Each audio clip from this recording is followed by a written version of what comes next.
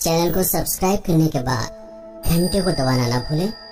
Video कैसा लगा ये कमेंट में हमें जरूर बताएं कि पूरी फिरका परस्त ताकतें बह जाएं। बहुत बहुत धन्यवाद। जय हिंद। धन्यवाद। लोकप्रिय नेता जयंत चौधरी जी को बुलाने से पहले इस कार्यक्रम में के आयोजक और इस कार्यक्रम की पूरी इस तैयारी में दिन रात जुटे। आज गांव पलेनी में आज की सभा के हम सब के दिल के चहेते युवा दिलों की धड़कन माननीय अखिलेश यादव जी, राष्ट्रीय अध्यक्ष समाजवादी पार्टी, माननीय जयंत चौधरी जी, उपाध्यक्ष राष्ट्रीय लोकदल, मंचासीन और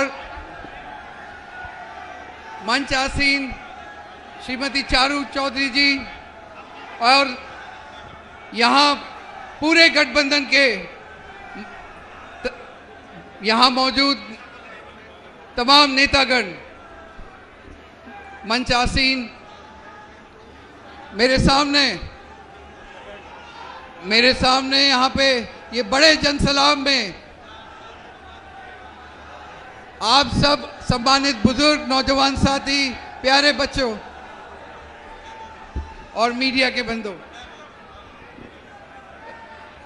अरे भाई मैं नौजवान साथियों, अखिलेश यादव, जय चौधरी सिंह, चौधरी चरण सिंह, समाजवादी पार्टी, राष्ट्रीय लोकदल,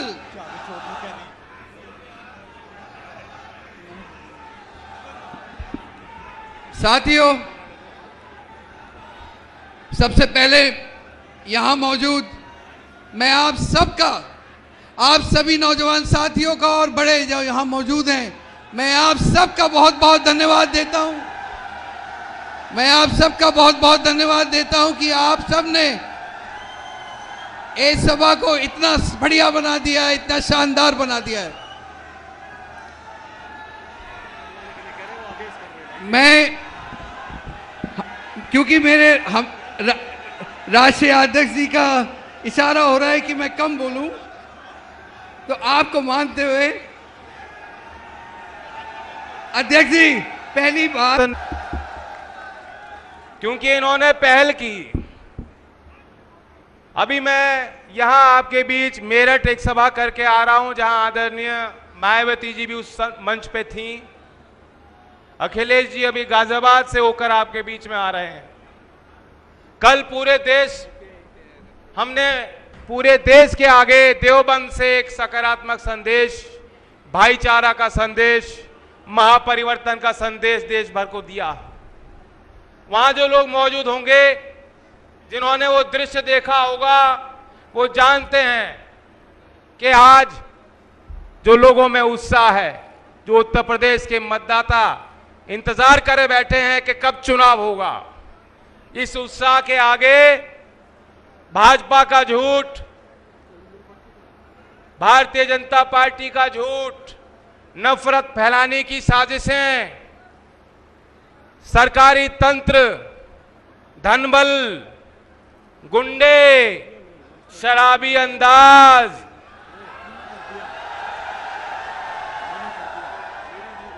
ये सब आपके इस उत्साह और आपके इस एकता के आगे टिक नहीं सकते।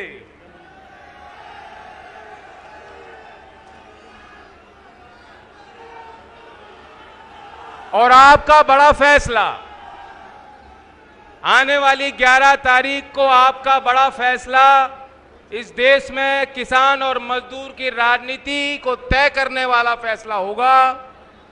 ये लड़ाई सत्य और असत्य के बीच में है। ये लड़ाई उन विचारधाराओं के बीच में है। एक तरफ वो लोग हैं जिनके राज्य में किसान और मजदूर पे लगातार वार हुआ है। 2 अक्टूबर को भूलना मत। 2 अक्टूबर का दिन जब अहिंसा का पैगाम पूरे विश्व भर में जाता है, उस दिन जब इस क्षेत्र के किसानों ने ठाना था कि हम इस देश की सरकार की, मोदी जी की आंखें खोल देंगे।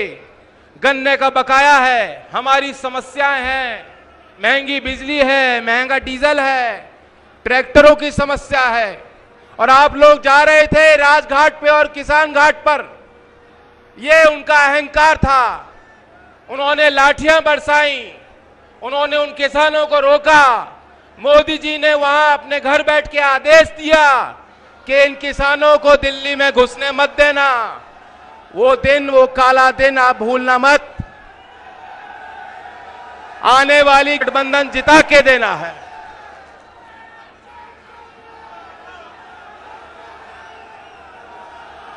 लेकिन आपको सतर्क रहने की जरूरत है, आपको रखवाली करने की जरूरत है। माहौल तो बन गया।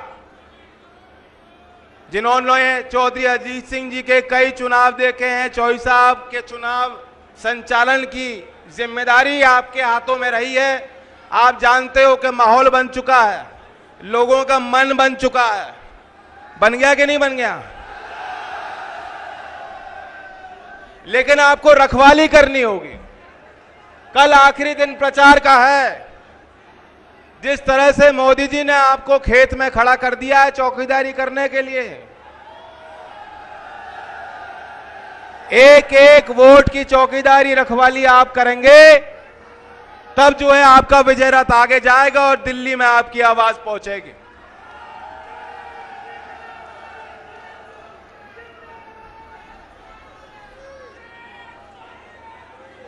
और मैं ये भी कहना चाहता हूं कि हम अपने मुद्दों को लेकर चलेंगे। अभी सराय में एक सभा हुई थी और वहां मैंने बताया था कि हमारे मुद्दे क्या हैं। 15,000 करोड़ गन्ने का बकाया हो चुका है। 31 मार्च 2017 को बकाया का आंकड़ा 4,559 करोड़ रुपए था और आज 31 मार्च 2019 पार हो गए, वो आंकड़ा 15,000 करोड़ पे। आप खुद फैसला करो। पूरे प्रदेश में सबसे महंगी एमपी हो गए, मंत्री हो गए, इससे ज्यादा ताकत आप बीजेपी को नहीं दे सकते थे। एक भी दिन उनका कोई जनप्रतिनिधि किसान के मुद्दे को लेके, गरीब के लिए, मजदूर के लिए अगर आपके बीच में बैठा हो तो मुझे बता दीजिए। एक भी दिन उन्होंने आपके मान सम्मान की रक्षा के लिए आगे आए हो, अपनी छाती आगे करी हो, बताइए। बस झूठ इतना बोलते हैं, इतना झूठ बोलते हैं। नेता की पहचान होती है कि किन मुद्दों के लिए आप लड़ते हो। अखिलेश जी ने उत्तर प्रदेश के विकास के लिए लड़ाई लड़ी थी। चौधरी साहब ने किन की लड़ाई लड़ी? चौधरी चरण सिंह जी ने। आज योगी जी लड़ते हैं तो योगी जी लड़ते हैं, और अमित शाह जी तो सबसे ही लड़ते हैं। और इनके झूठ का मुकाबला आप करो। देखो, एक हद होता है, एक सीमा होती है। इतनी गिरावट हमने पहले कभी नहीं देखी। मोदी जी को आशीर्वाद देने आए हैं और सहयोग करने आए हैं, और ये जोश बता रहा है, ये जो चुनावी जनसभा का जोश है, ये बता रहा है कि इस बार जब वोट पड़ेगा तो यहां से जयंत चौधरी जी ऐतिहासिक वोटों से जीत करके जाएंगे। और जो जयंत चौधरी जी की छुट्टी हुई है इस बार थोड़े दिनों के लिए, ये जनता ने मन बना लिया है कि इस बार लोकसभा में बैठ करके आपके दुख दर्द को उठाने का काम करेंगे। ये गठबंधन समाजवादी पार्टी, बहुजन समाज पार्टी, राष्ट्रीय लोकदल, ये महागठबंधन, ये आम लोगों का गठबंधन है, ये किसानों का गठबंधन है।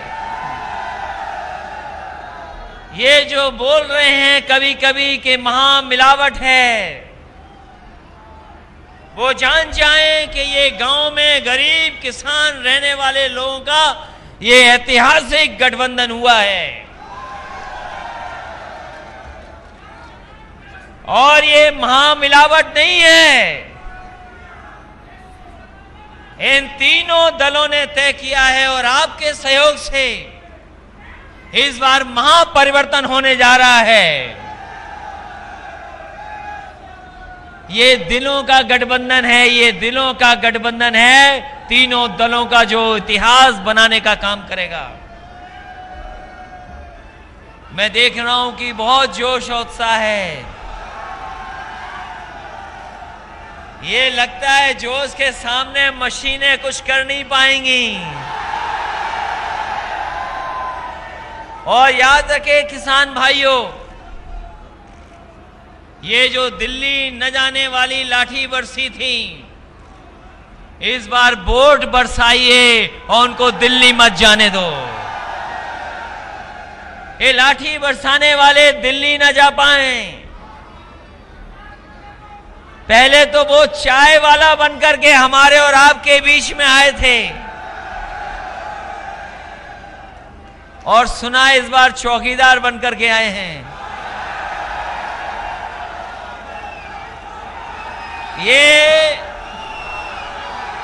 ये आम लोगों का गठबंधन है, ये किसानों का गठबंधन है। ये जो बोल रहे हैं कभी कभी कि महामिलावट है, वो जान जाएं कि ये गांव में गरीब किसान रहने वाले लोगों का ये ऐतिहासिक गठबंधन हुआ है और ये महामिलावट नहीं है। इन तीनों दलों ने तय किया है और आपके सहयोग से इस बार महापरिवर्तन होने जा रहा है। ये दिलों का गठबंधन है, ये दिलों का गठबंधन है, तीनों दलों का जो इतिहास बनाने का काम करेगा। मैं देख रहा हूं कि बहुत जोश और उत्साह है। ये लगता है जोश के सामने मशीनें कुछ कर नहीं पाएंगी। और याद रखे किसान भाइयों, ये जो दिल्ली न जाने वाली लाठी बरसी थी, इस बार वोट बरसाइए और उनको दिल्ली मत जाने दो। ये लाठी बरसाने वाले दिल्ली न जा पाए। पहले तो वो चाय वाला बनकर के हमारे और आपके बीच में आए थे और सुना इस बार चौकीदार बनकर के आए हैं।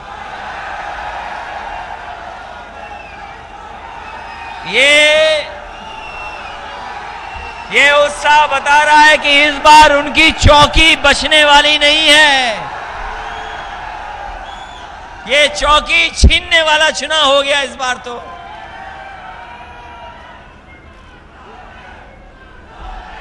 लोग अब इंतजार कर रहे हैं कि कब वोट डालने का मौका मिलेगा।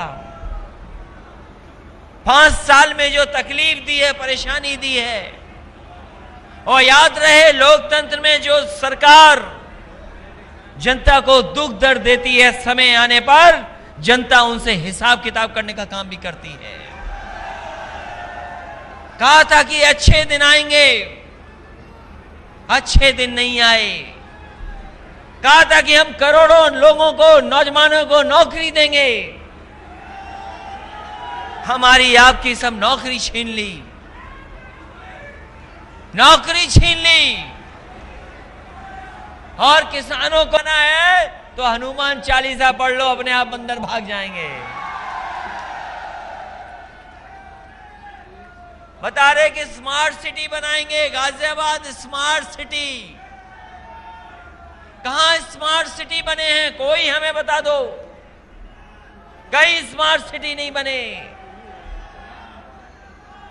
और ऐसे स्मार्ट मुख्यमंत्री जो कुंभ में स्नान करना भी नहीं जानते, अगर देखा होगा तो आप जानते होंगे।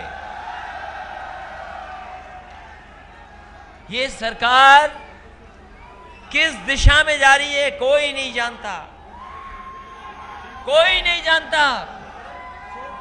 और ये सरकार के लोग कहते हैं कि हम नया देश बनाएंगे, अखबारों में पढ़ते हैं, टीवी पर देख रहे हैं। ये बीजेपी के लोग कह रहे हैं कि नया भारत बनेगा। हम स्वीकार करते हैं नया भारत बनेगा, लेकिन नया प्रधानमंत्री नया भारत बनाएगा। ये प्रधानमंत्री नया भारत नहीं बना सकते। और हमारा कहते कि गर्व से सर उठ गया दुनिया में। अगर हम दुनिया में आंकड़े देखें अपने देश के, हमारा आंकड़े में पीछे दिखाई दे रहे हैं, हमारा आंकड़े में पीछे हैं। आज बेरोजगारी में सबसे पीछे हैं। इतने बड़े पैमाने पे कभी बेरोजगारी नहीं आई होगी। इतनी बेरोजगारी कोई सरकार आएगी उसको न जाने कितने फैसले लेने पड़ेंगे, तब जाकर के हम नौकरी और रोजगार दे पाएंगे। एक तरफ तो पढ़ाई अच्छी नहीं, जो बदलाव आया है चीजों में, जो समय ने परिवर्तन किया है, हमारी पढ़ाई उस तरह की नहीं है। इसलिए हमारे गठबंधन की यह भी जिम्मेदारी है कि हमारे नौजवानों को जो नौकरी रोजगार मिले, वहीं आज के समय की अच्छी पढ़ाई का और सस्ती पढ़ाई का इंतजाम कैसे हो, वो भी हमारी जिम्मेदारी है।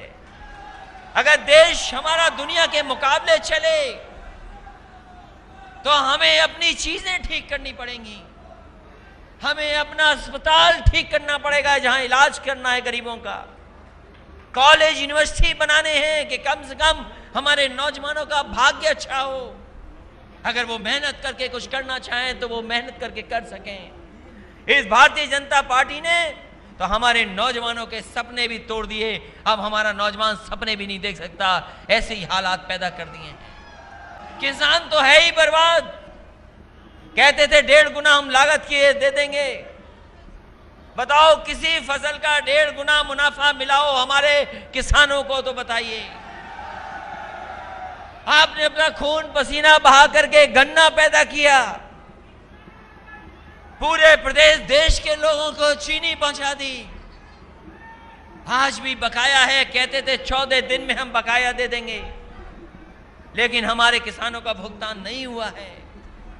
अभी भी कई हजार करोड़ हमारे किसानों का बकाया है।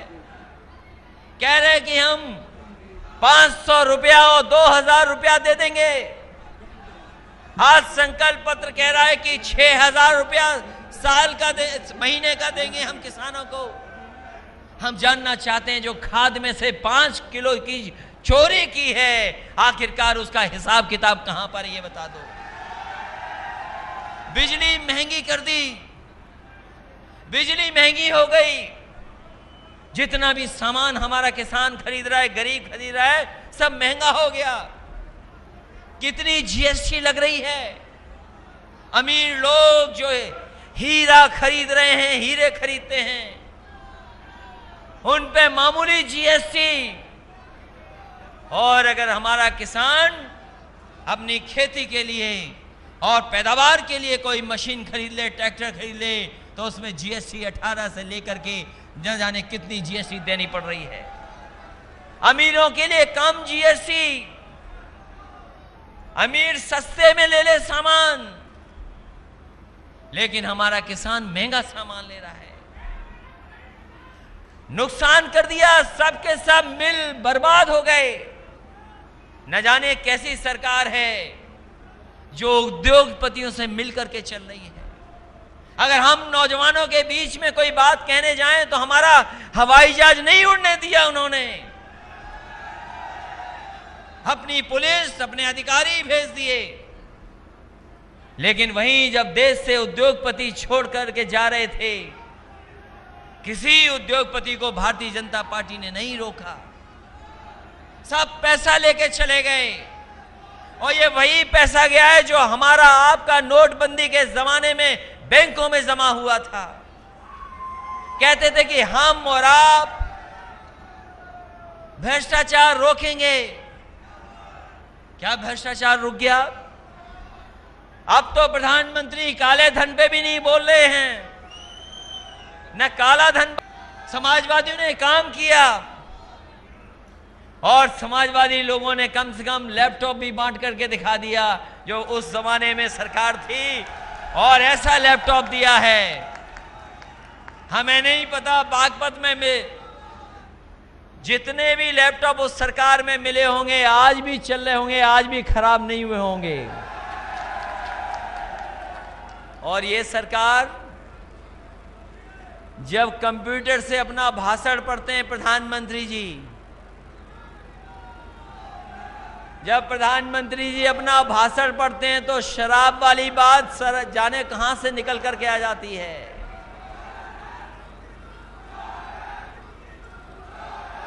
न जाने कहां से निकल करके आ जाती है।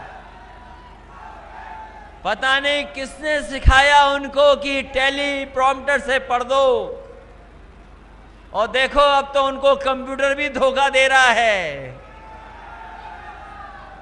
जिस कंप्यूटर से भाषण पढ़ रहे थे उसी ने धोखा दे दिया। अब उनके साथ कोई नहीं खड़ा होने वाला है, इसलिए हम आपसे विशेष निवेदन करने आए हैं। ये गठबंधन हमारा किसानों की खुशहाली के लिए बना है। हमारा किसान तरक्की के रास्ते पर कैसे जाए, खुशहाली के रास्ते पर कैसे जाए, ये नौजवान को नौकरी और रोजगार कैसे मिले, उसका रास्ता खोजना होगा। तमाम पुल बने और इंतजाम किए।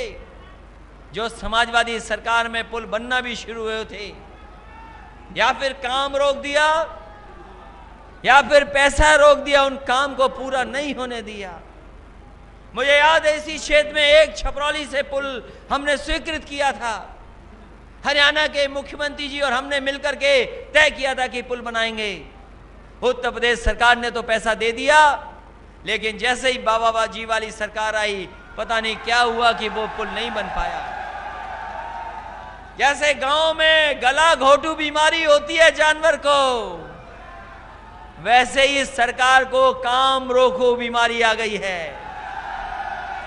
हर चीज छीनने वाली सरकार है। यहां के पहलवानों को सम्मान दिया समाजवादियों ने, यश भारती से सम्मान दिया। उनको सम्मान राशि भी मिलती थी 50,000। यहां बड़े पैमाने पे पहलवान हैं, नाम रोशन किया उन्होंने। न केवल प्रदेश और देश के स्तर पर उन पहलवानों ने नाम को आगे बढ़ाया, प्रतिष्ठा बढ़ाई, उनका सम्मान करने का काम समाजवादियों ने किया। बताओ इससे अच्छा कोई और माहौल होगा क्या? इतना वोट है आपके पास कि दूसरे का समझ में नहीं आ रहा होगा क्या करें इस वोट के सामने। इसलिए इतिहास बनाना, और अगर इस क्षेत्र का, बागपत का और छपरौली का और यहां का अगर इतिहास है, अगर वाल्मीकि का भी इतिहास है यहाँ के कार्यकर्ताओं का, तो वोट डाल करके सम्मान बनाने का काम करना और ऐतिहासिक वोट दिलाना। ये सरकार जो है झूठे मुकदमे लगा रही है, ऐसी ठोको नीति चलाई कि न जाने किसकी जान ले लें ये लोग। कभी इतने फर्जी मुकदमे नहीं लगे होंगे जितनी इस सरकार में लगे हैं।